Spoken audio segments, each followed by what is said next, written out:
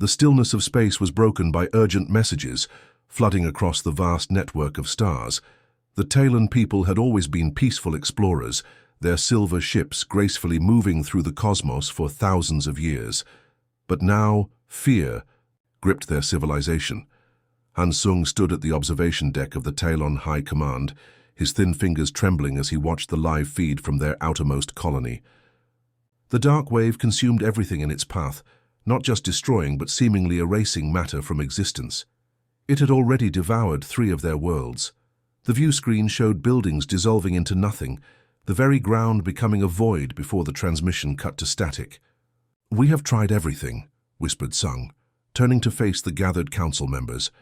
Their normally luminous skin had dulled with despair. "Our shields fail. Our weapons have no effect. Even our attempt to communicate with it reveals nothing." "Elder." Ji looked up, her ancient eyes reflecting the emergency lights. "What about the evacuation plans?" "There isn't enough time," said Sung. "The wave moves faster than our largest transport ships. We would lose half our population before reaching safety." The council chamber fell silent. 6 centuries of technological advancement, and they were helpless against this cosmic horror. Their allies among the 12 galactic civilizations had offered sympathy but no solutions. The Marduk had sent their best warships, only to watch them vanish into the darkness. The Lintari's powerful psychics had attempted to sense the wave's consciousness, but found nothing they could influence. In the corner of the room, young scientist Dae Yoon had been quietly analyzing data. Unlike the others, whose shoulders slumped, with defeat she suddenly straightened. "There is one possibility we haven't considered," she said, her voice barely audible. The council turned to her. "The humans," Dae said more confidently. Elder Ji frowned. "Earth? That isolated world? They've barely left their own solar system." "Precisely," Dae replied, activating a holographic display. Images of humans appeared. Building cities, surviving. Disasters, fighting wars, creating art. "We've observed them for centuries. They're unlike any species we've encountered." Sung shook his head dismissively. "They're primitive. Their technology is thousands of years behind ours. Yet they survive," Dae countered. "Look at their history. Where other species would have gone extinct, humans adapt. They face catastrophe after catastrophe and somehow emerge stronger. Their planet has tried to kill them countless times with ice ages, diseases, natural disasters, yet they endure." She displayed more images. Humans rebuilding after earthquakes, developing vaccines during pandemics, creating communities in the harshest environments. "What good are their survival skills against the dark wave?" asked another council member. Dae's eyes lit up.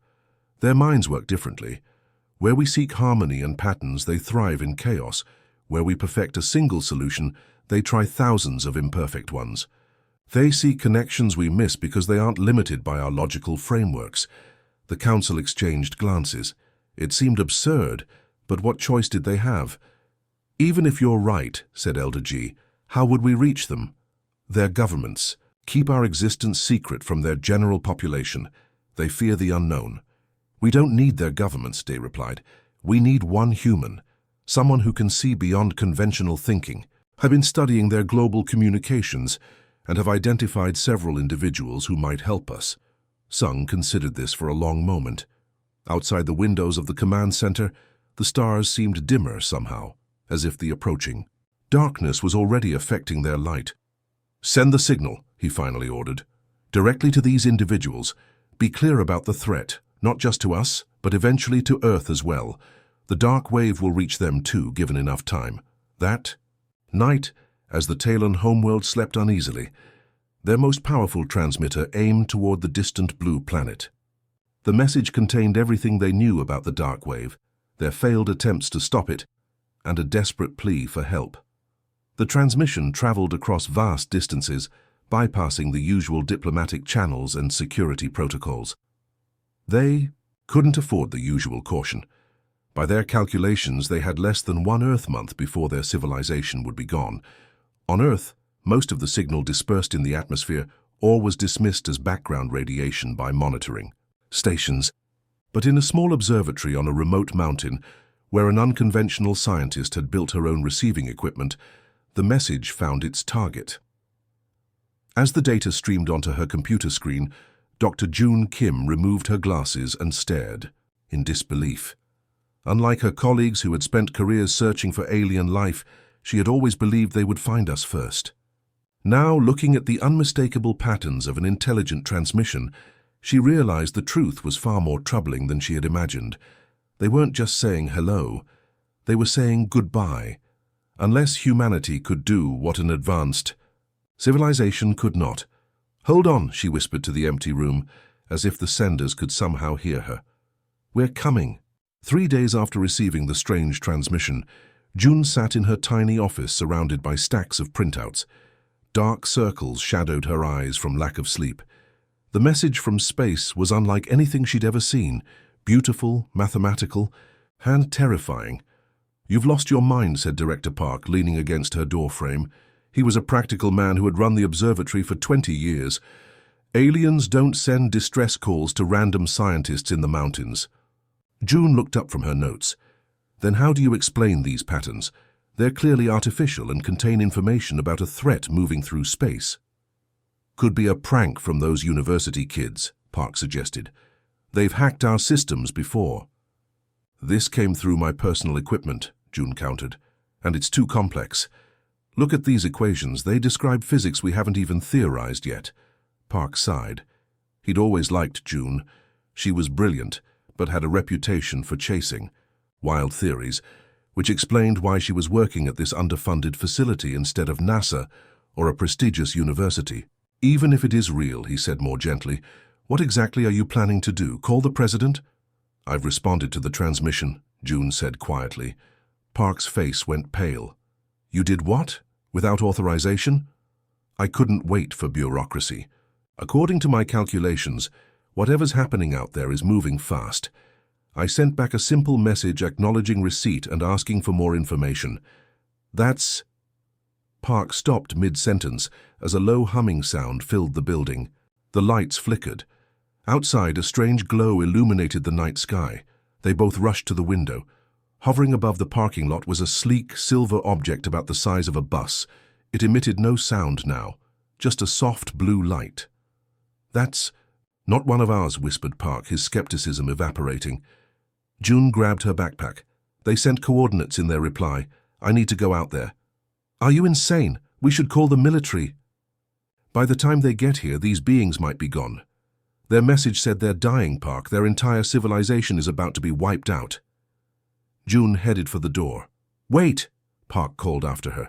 "You can't just walk up to an alien spacecraft." But June was already halfway down the stairs, her heart racing with fear and excitement. After years of searching the stars for signs of life, they had found her instead. Outside, the night air was unusually still. The spacecraft, if that's what it was, hovered silently. As June approached, a section of its smooth surface rippled and opened. A figure appeared in the doorway. It looked almost human but thinner, with pale bluish skin and large expressive eyes. It wore something like a uniform made of shimmering material. "Dr. June Kim?" the being asked in perfect Korean, though its mouth didn't move exactly with the words. June swallowed hard. "Yes, that's me. I am Juan of the Telon people. We received your response to our distress call. Time is short. May I explain our situation?"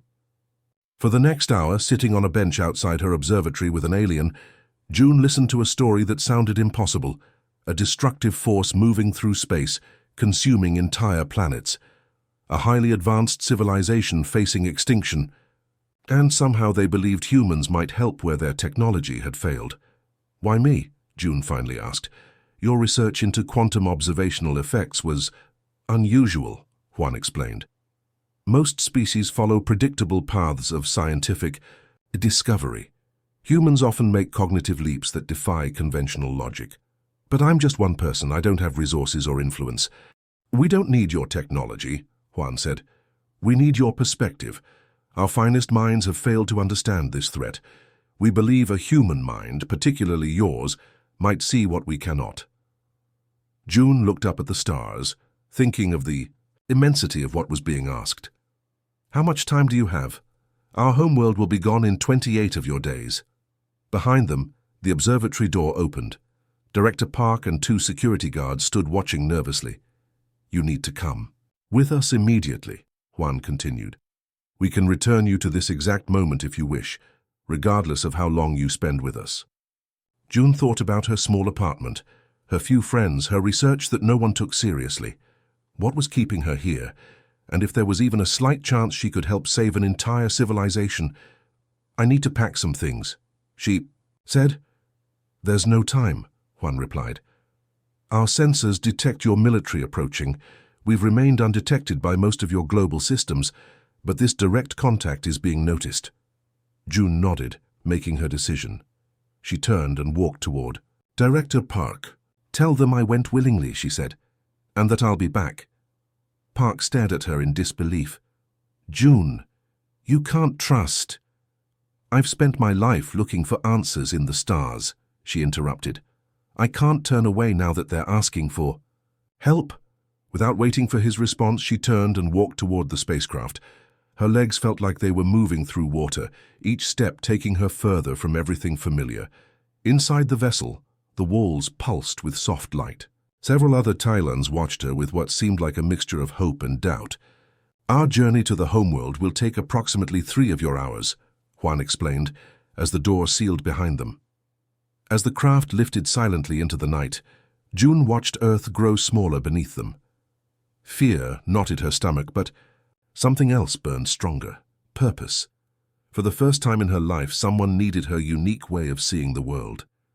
"I can't promise I'll find an answer," she told Juan. "You are the first human to leave your solar system," the alien replied. "That alone is remarkable. Perhaps impossible solutions require impossible people." The ship accelerated, and Earth vanished from view. Ahead lay the stars, and somewhere among them a dying civilization that had placed its final hope in a human they barely understood. The Tylan homeworld took June's breath away. Tall spires of crystal and metal reached toward the sky, connected by graceful bridges that seemed to float without support. The city sprawled across rolling hills, its buildings blending harmoniously with the natural landscape. But the beauty couldn't hide the fear hanging in the air. "The evacuation ships are being prepared," explained Juan as they walked through a massive chamber filled with bustling Tylans. "Only a fraction of our population can escape before the dark wave arrives." June watched families saying tearful goodbyes, knowing they might never see each other again. Children clutched small toys while their parents tried to appear brave. Despite their alien features, their emotions were heartbreakingly familiar. "The High Council is waiting," Juan said, guiding her toward an ornate doorway. Inside, 12 elderly Talons sat in a semicircle. Their skin was paler than the others, almost translucent with a subtle glow beneath. They studied June with intense curiosity. "Welcome, Dr. Kim," said one, rising slowly. "I am Elder Sun. We are grateful for your willingness to help, though. We understand if you find our situation overwhelming." June straightened her shoulders. "I want to see everything you have on this dark wave, all your data, all your failed attempts to stop it." The council members exchanged glances. "We have prepared living quarters for you," said another council member. "You must be tired from your journey." "There's no time for rest," June insisted. "Your people are dying while we speak." "Show me what I'm dealing with." After a moment of silence, Elder Sun nodded. "Very well. Take her to the observatory." The observatory wasn't what June expected. Instead of telescopes, the circular room contained something like a 3-dimensional pool of light. Juan touched a control panel, and the pool erupted into a perfect model of the Talon star system. "The dark wave first appeared here," Juan said, pointing to the outermost planet. The hologram zoomed in, showing a small distortion in space. Within days, it had consumed the entire world. June watched in horror as the visualization showed the planet slowly dissolving into nothingness, replaced by an expanding darkness. "We sent probes," continued Juan, advancing the simulation. "None returned. We deployed energy shields." The hologram showed a bright barrier forming around the next planet. The wave simply absorbed them. Then we tried weapons. The simulation displayed powerful beams striking the darkness, only to disappear without effect. For hours, June studied the Talons' attempts to fight or understand the wave. They had tried everything she might have suggested, and much more. Their technology was centuries beyond Earth's, yet nothing had worked. "May I have access to your raw data?" she asked finally. "I need to see the actual readings, not just the visualizations." Juan looked uncomfortable. "The data streams are complex. They're designed for Talon minds." "I'll figure it out," June said firmly. For the next 3 days, June barely slept. The Talons provided a small laboratory where she pored over their measurements and observations. At first, the alien data formats gave her terrible headaches, but gradually she began to see patterns. On the 4th day, while the High Council debated evacuation priorities, June burst into their chamber. "I need a ship," she announced. Elder Sun frowned. "A ship? I need to see the dark wave directly. Your data is missing something crucial." "That would be suicide," Juan protested from his position near the wall. "Nothing survives close contact with the wave." "Your probes were designed to test its physical properties," June explained. "I'm looking for something different." "What exactly?" asked Elder Sun. June hesitated. Her theory seemed absurd, even to her. "I think the wave might be responding to you." The council chamber erupted in confused discussion. Elder Sun raised a hand for silence. "Explain," he commanded. June projected a series of readings onto the chamber's main display. "Look at these energy patterns from your defense systems. Now look at how the wave changes after each encounter." The council studied the displays. "It's adapting," June continued. "Not randomly, but specifically to counter your technology. That suggests intelligence, or at least some form of reactive capacity." "We considered this," said another elder. "We found no evidence of consciousness." "Because you were looking for consciousness like yours," June argued. "What if it's something completely different, something that doesn't register on your sensors?" "Because you've never encountered anything like it before." The council fell silent, considering her words. "Even if you're right," said Elder Sun finally, "how would seeing it help?" "I need to observe how it reacts to different stimuli, not just your weapons. If it's responsive, maybe we can communicate with it somehow, or provoke it further," warned Huan. Jun turned to him. "Do you have a better idea? In less than 2 weeks, this world will be gone." After hours of debate, the council reluctantly agreed. June was given a small research vessel equipped with various sensors. Huan volunteered to pilot it. As they approached the leading edge of the dark wave, June's confidence wavered. From a distance, it looked like an ordinary shadow in space. Up close, it was terrifying, a perfect absence not just of light, but of everything. "Close enough," June said, her mouth dry with fear. "Begin the test sequence."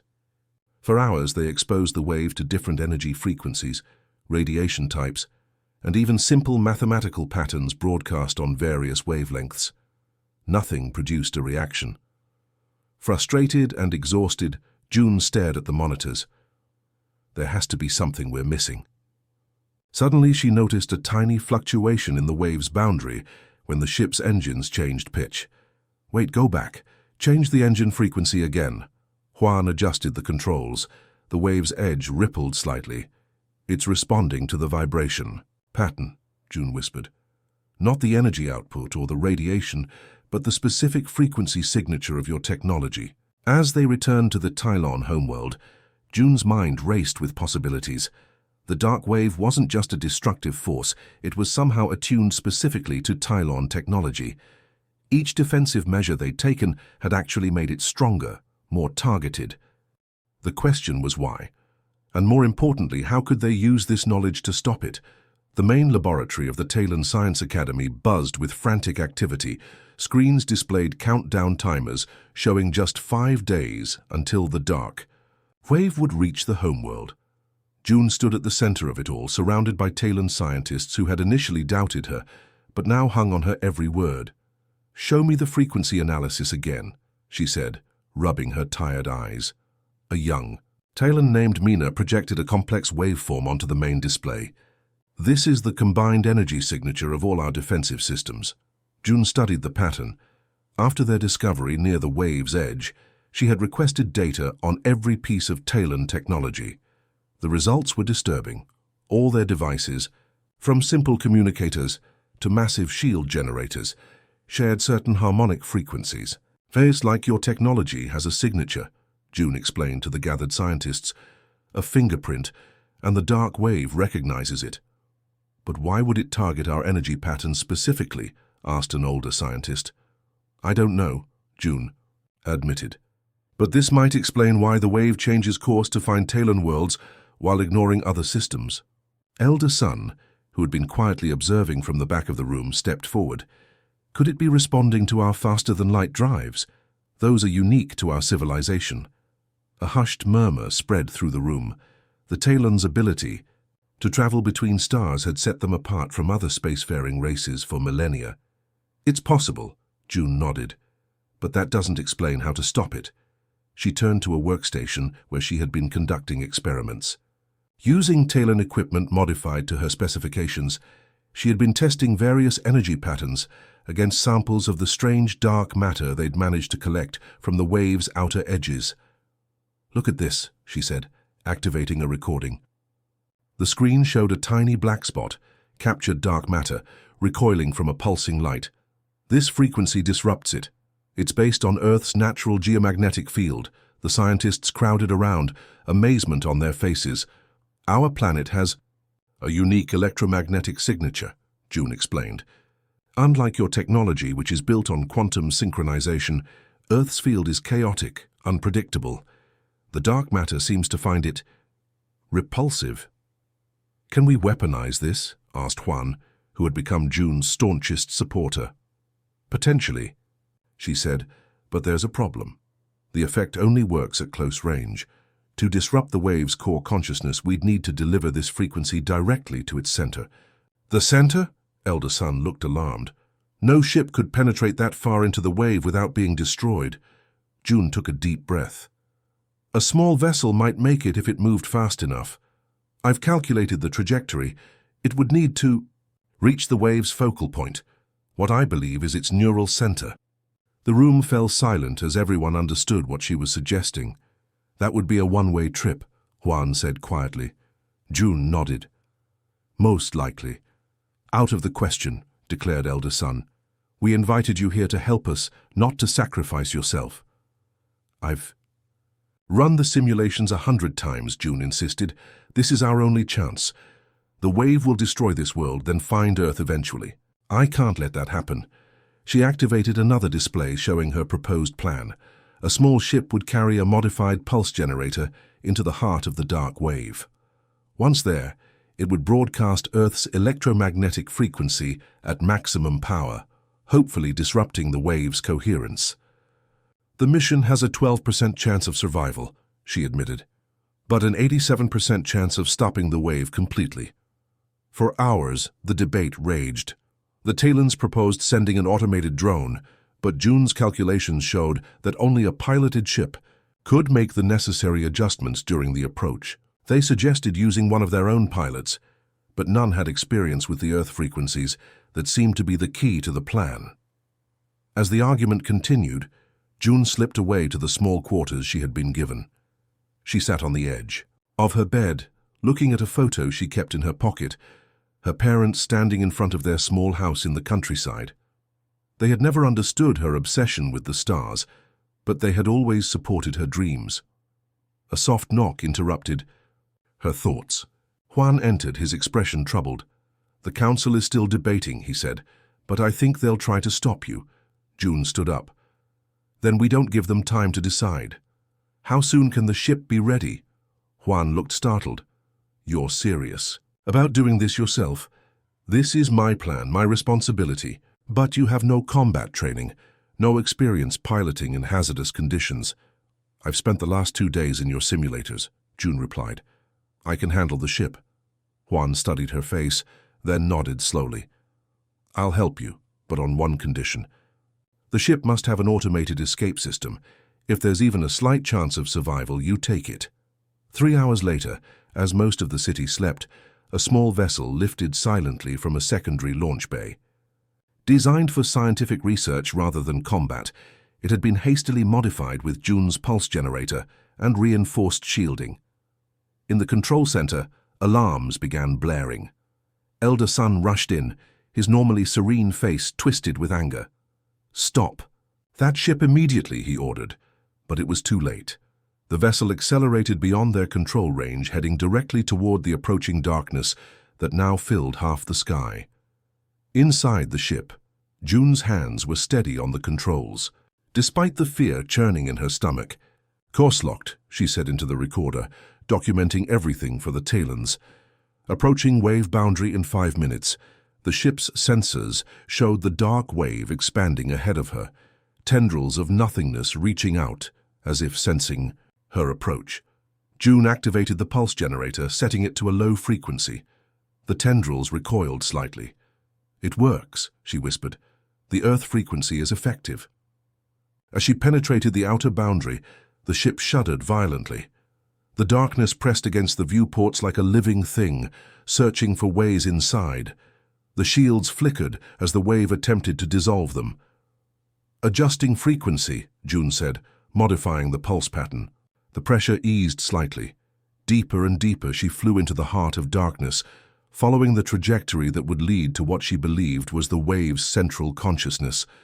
The ship's hull groaned under the strain. Warning lights flashed across her control panel. "Almost there," she murmured. "Just a little further." The darkness was complete inside the wave.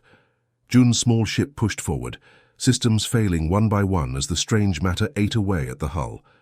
Only the cockpit remained protected, shielded by the pulse generator that sent out waves of Earth's. "Unique electromagnetic signature. Shields at 18%, the computer announced in its calm voice. "Core breach imminent." June's hands danced across the controls, adjusting the frequency of the pulses. Each time she changed the pattern, the darkness retreated momentarily before pressing in again, learning, adapting. It was intelligent. She was certain now. According to her instruments, she was nearing the center. The density readings were off. The charts. If her theory was correct, the consciousness controlling the wave would be concentrated here. "Just a bit more," she whispered, more to herself than to the recorder still documenting her journey.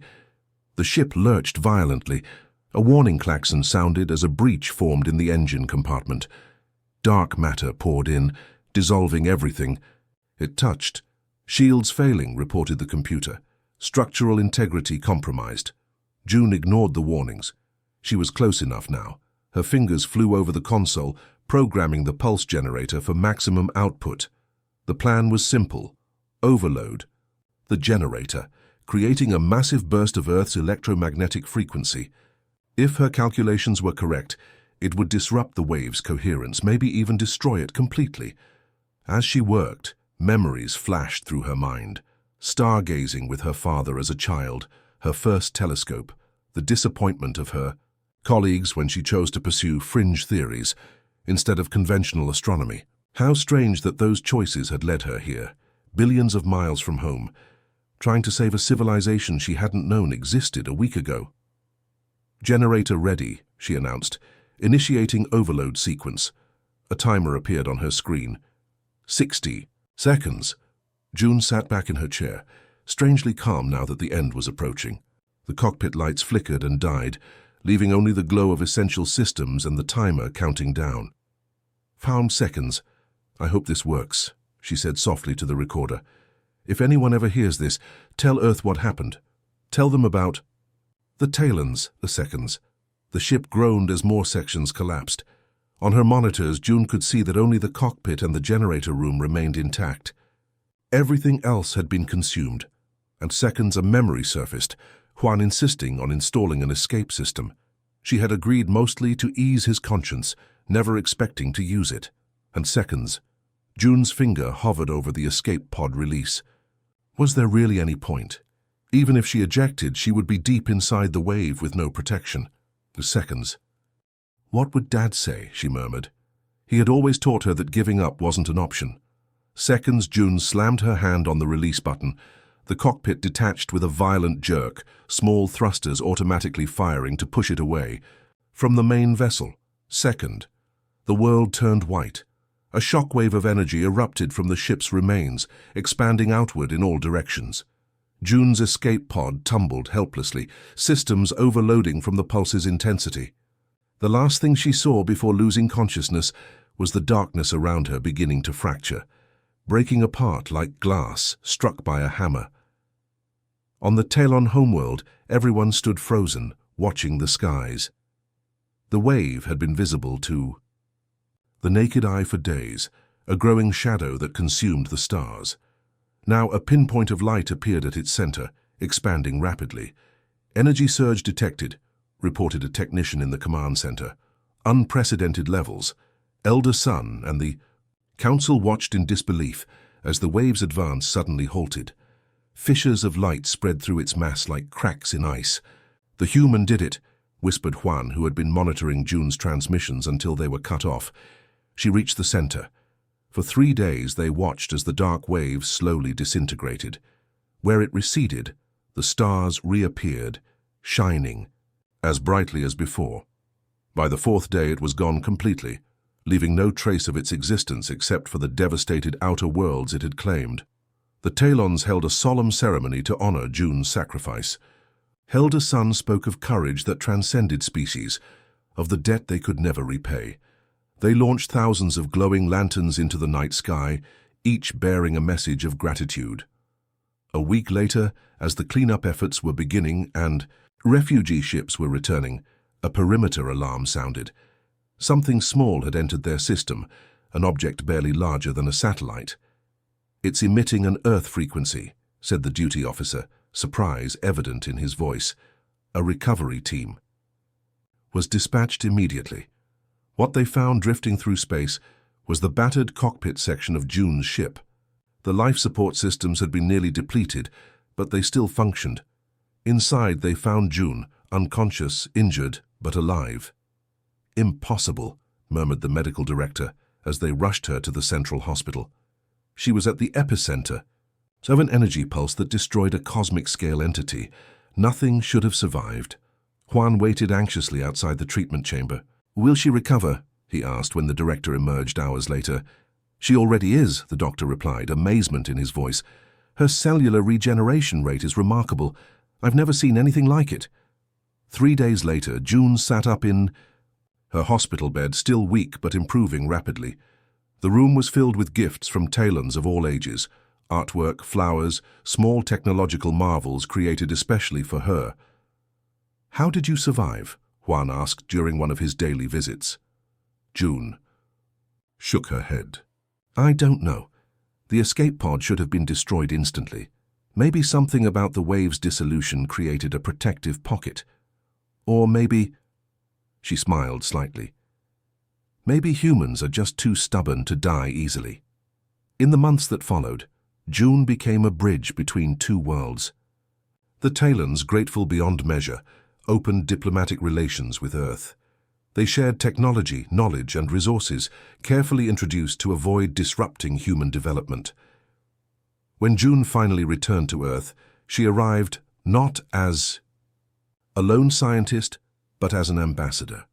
She brought with her proof of alien life and the story of how humanity's unique qualities had saved an ancient civilization. Schools named after her sprang up across the globe.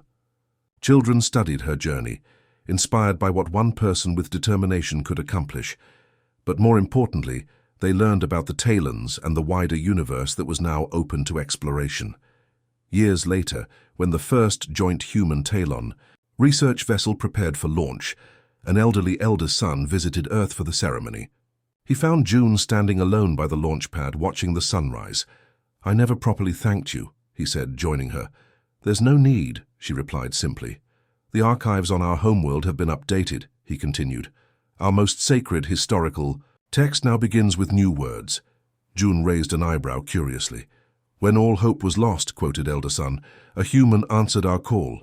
Together, they watched as the new ship rose into the morning sky, carrying representatives of both species to the stars. Not as saviors or saved, but as equals bound by a shared future and the memory of darkness overcome.